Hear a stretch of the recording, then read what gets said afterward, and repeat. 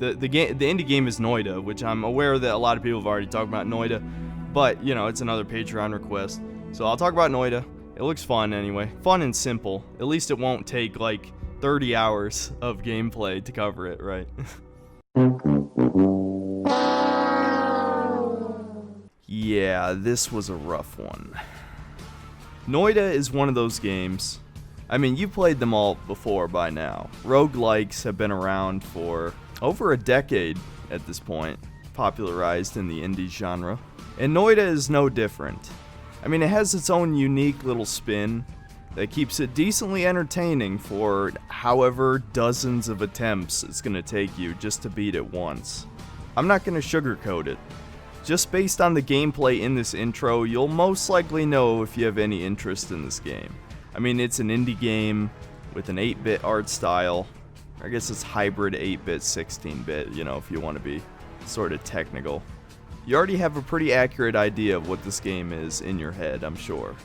So I don't think Noita's going to convince you to like this genre, but it is one of the better ones. Though it's definitely more difficult than the average roguelike, I can vouch for that. Either that or I'm terrible at the game. It's very possible. Before I get into this is another Patreon-funded video. Thank you to Freeman Lowe for your $5. And check out my Patreon if you want your own video just like this. And remember to do all the things the algorithm likes. Subscribe if you want to see more videos like this. Let's not waste any more time. On to Noita.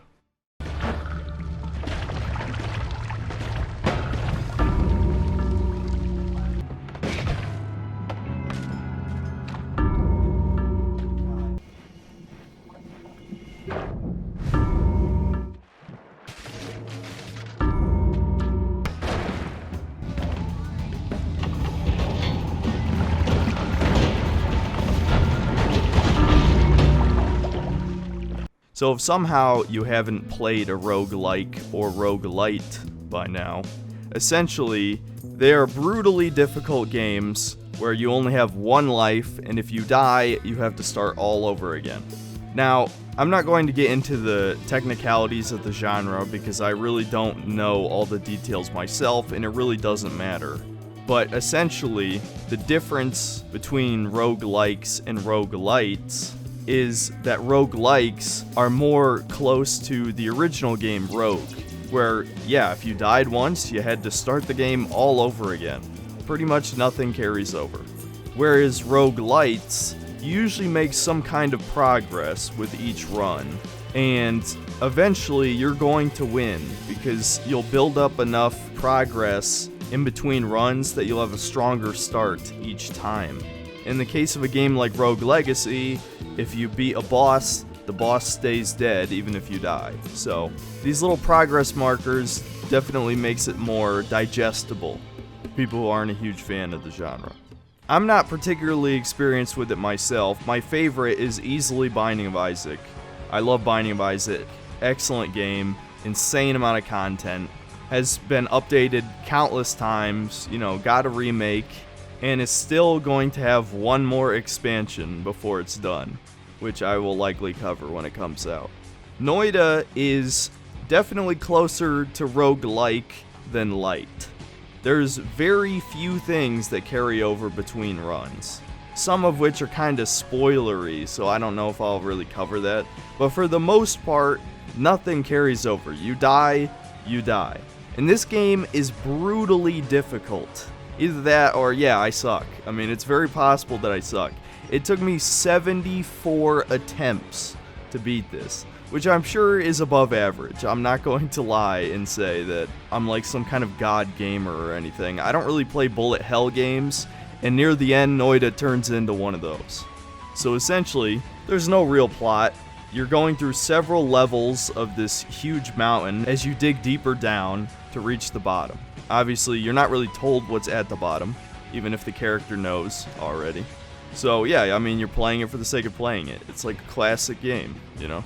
And you're a wizard, you got a wand, your starting equipment is slightly randomized with each run, but essentially you're given two wands, one for shooting enemies and one for digging.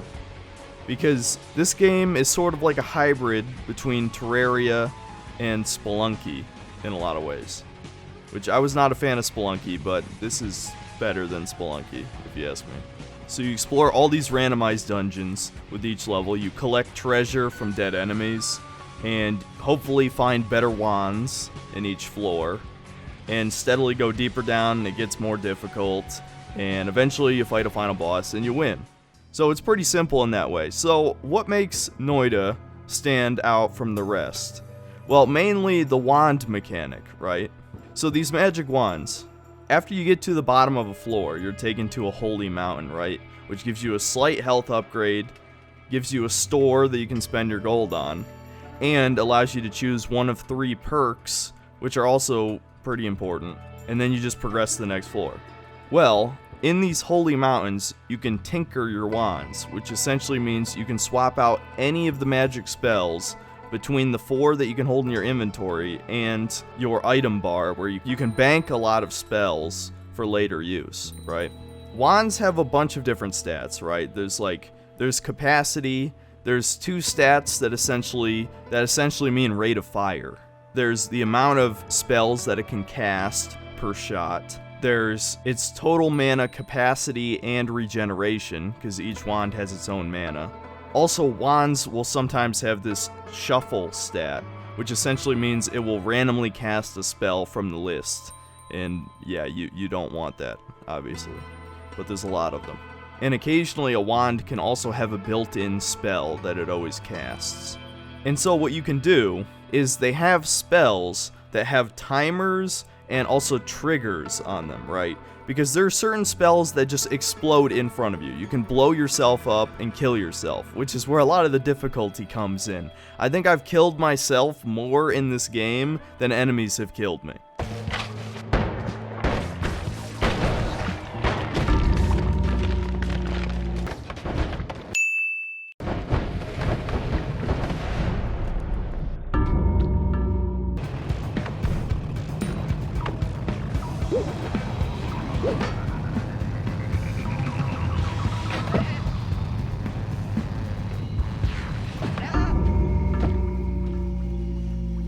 And so these triggers, what they can do is what a spell that would normally just be an explosion or like a lightning bolt or something like that would appear directly in front of you.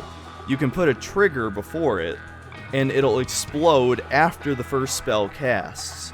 So normally a weak, useless spell like an energy bolt can have a trigger and then explode into a lightning blast that does like 100 damage, right? That was a pretty common combination that I used on multiple runs, right? And so little things like this, you can get creative, especially there's some of these huge wands that can cast like up to 6 or even 8 spells at once. And so you can have like a shotgun blast of all these weaker spells. And it's a really fun little thing. There's these passive abilities too that can make like a normally weak wand much better, like increased critical hit rate, higher damage. Some of them also have trade-offs, like making the spell slower to increase damage, or you can even have like conversions of like acid to blood to water to toxic sludge. There's like all these different really creative combinations that spells can do. Nothing too, this is kind of like a little thing, but the game has like really cool physics. If you kill an enemy with what the game calls an accidental death, quote unquote, you get double the gold from the kill, right? And this is where the physics comes in, because they have all these explosive barrels everywhere and like pools of oil and shit, and it's really fun to just see the environment burn away. There's something just infinitely appealing about blowing up shit and burning enemies alive or like melting them with acid and stuff. That's just really fun. Literally, I've spent time just watching fire burn stuff. It's kind of amusing, you know, because it'll actually burn away the environment. You'll find these like suspended platforms that you can kick the iron chains that hold it up from the ceiling down, and it'll just crush any enemy that it falls on. And you know, it's fun that the game actually rewards you for that. It's a shame that, you know, once you get near the end of the game, it's not really viable, and you don't really see a whole lot of it anymore. It would probably be insanely exploitable if there were more accidents in the last 2 floors, since like double the money that some of those late game enemies give you would be a crazy amount. Another mechanic too are the potions, right? So you find these potions sometimes instead of wands out in the dungeon, and you have two options to use them. You can either pour out a little bit or you can throw it, right? In the case of a water potion, which is one of your typical starting items, you can pour it on yourself to put yourself out if you're on fire. So pretty simple use. But you can find plenty of other potions, like there's Polymorph Potions, which will turn enemies into any other random enemy, if you know Polymorph from D&D. And you can transform yourself as well, which was one of my deaths. I transformed myself into a flying sheep and got killed instantly. There's lava potions, acid potions. There's these potions that grant status effects, like increasing your damage or critical hit rate, or there's pheromone potions that make enemies friendly toward you. There's a lot of cool little things. That's really what keeps it interesting between runs, is of course as everything is procedurally generated and randomized, that can only go so far, at least for somebody like me, because everything starts to look the same after a while. And there are a lot of consistencies between runs that you start to figure out that actually kind of helps the game, if you ask me. Like on the first floor, to the far left, there's always a completely pitch black area, right? And you can light it up and find like a health expansion inside. And to the far right, there's like a huge bridge that leads to this secret orb room. And if you pick up the orb, there's a boss that kills you in like one hit. It's fucking brutal. But you gotta weigh the risk and reward. And if you go under the bridge, it skips the second level and goes straight to the ice level, which is pretty cool. So there's a lot of little things like this in the game that kind of keep things interesting. Is you begin to figure out, or you know, of course in the age of the internet, you could always look it up, that there's these little consistencies between runs that you can use to better your chances at winning the game. The problem is RNG, at the end of the day, is kind of what hurts the game a lot in my eyes. And obviously, none of these procedurally generated games are safe from this. And I just have horrible luck, man. I don't know what to tell you. There's so many runs in this game where I'll either, one, find a whole bunch of health upgrades and never get a single decent wand. So it doesn't even matter if I have 250 health, I'm gonna die because I can't do more than like 30 damage per second, you know? And so I'll eventually just get overwhelmed and killed at like the 5th or 6th floor. There's not much I can do. Or the complete opposite happens, where I have awesome wands, but I've only got like 140 health, so the enemies, they'll kill me eventually, or I'll kill myself because I can barely survive one explosion. It's very rare that you find this perfect run, and that's where the perks come in as well, because they can make such a massive difference in these holy mountains. Some just, you know, seem like complete trash, waste of space. Like, there's one that gives you a targeting laser for your wand, which, yeah, you don't need that shit at all, especially since wands, that's another thing, wands have a spread stat. So some wands, a lot of wands don't even shoot exactly where you're aiming anyway. And the targeting laser doesn't do anything else. Now compare that to being immune to fire, or being immune to explosions, or having invisibility, or like spider leg tentacles, or reflecting projectiles in a certain area, or a permanent energy shield. And it's not even close, you know? There's an obvious tier list of perks. You know, some are pretty situationally useful and some are pretty good gambles. Like one doubles the health you receive from health pickups, right? Health expansions. But you might never find a health expansion, you know? It's just completely randomized. And yeah, for some, that's the joy of the game. But for me, whenever it doesn't pay off, it just brutally beats me down.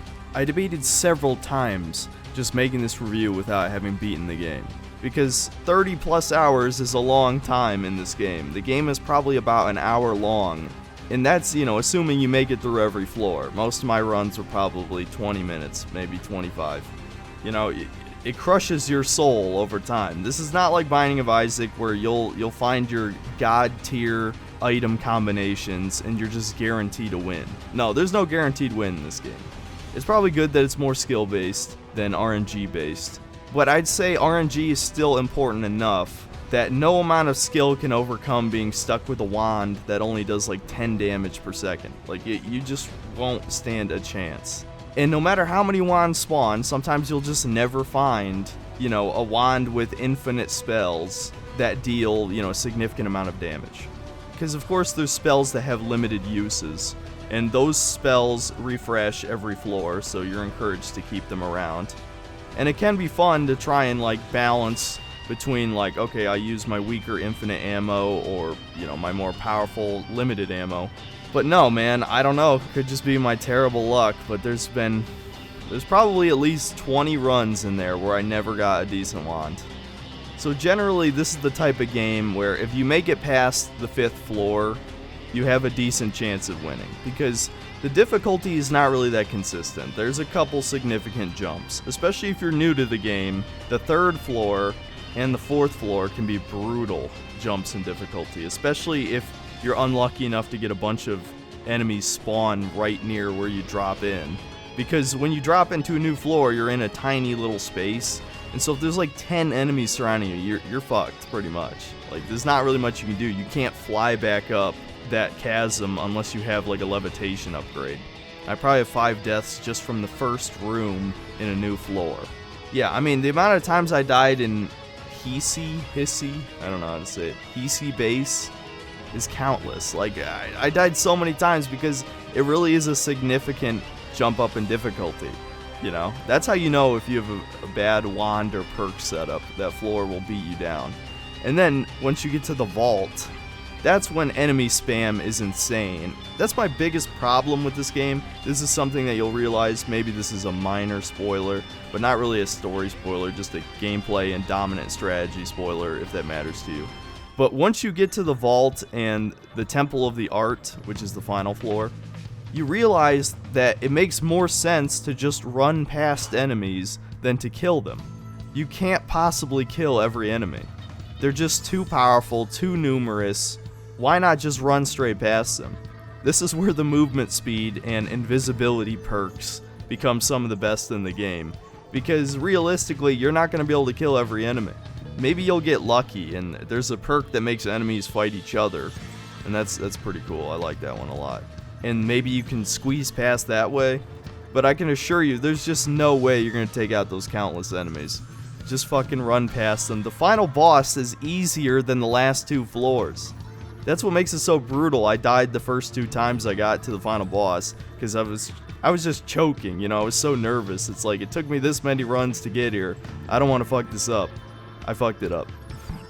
When I got to him the 3rd time, I dominated him. And my wand wasn't even like as good as wands I've gotten in other runs, you know? The final 2 floors difficulty is just cranked too high. But other than that, I'd say the game has really good replayability. But yeah, I'd say just based on the gameplay and what I've said throughout this review, you'll know if this game is for you. At the time of me recording this review, the game is 25% off on Steam. It's $15. I'd say, yeah, that's pretty worth it for $15 if you think you'll like the game. It definitely doesn't top Binding of Isaac in my book, but it's a fun game. It's got some cool secrets. It's a great challenge. There's even a hard mode in this game, which I can't imagine how difficult that is. I'd rather not try that. So yeah, it's nice to see a little indie game that's clearly a labor of love from a small team, even if it isn't the greatest thing in the world. I'll probably check out some more indie games in the future. Hey guys, thanks for watching. Man, my Cyberpunk review really blew up, didn't it? It'll probably be my most viewed video soon. I mean, at least I'm more proud of it than the Last of Us video. Not that I hate the Last of Us video, but you know, it was like a 45-minute shitpost, you know? Whereas I truly did care about Cyberpunk, so it's a shame what happened to it. But I can't wait to hear the inevitable documentary that's made on the game on how it turned out so poorly. Well, enough about that game. I'll probably talk about it one more time in a video, but you know, it's time to move on. There's plenty of other games out there. Darksiders review is coming up next. After that, I'm not entirely sure what I want to do. Maybe I'll throw up a poll or something. I know before the end of January, I want to do my top 5 best and worst games of 2020. I'm still playing some games that came out in 2020, so I'm not really ready for that yet. Currently playing Doom Eternal, having a good time. Not going to really share extended thoughts on that, but I will when the video comes out. But yeah, you know, how are you guys? You know, tell me what's up. What are you guys playing? Feel free to give me game recommendations. I have a Google Docs where I write all these down. I will get to them all eventually. I'll probably tackle Prey in a month or two because that's been recommended through various channels. Not YouTube channels, but you know what I mean. Alright, I'm not going to waste any more of your time. See you guys next time.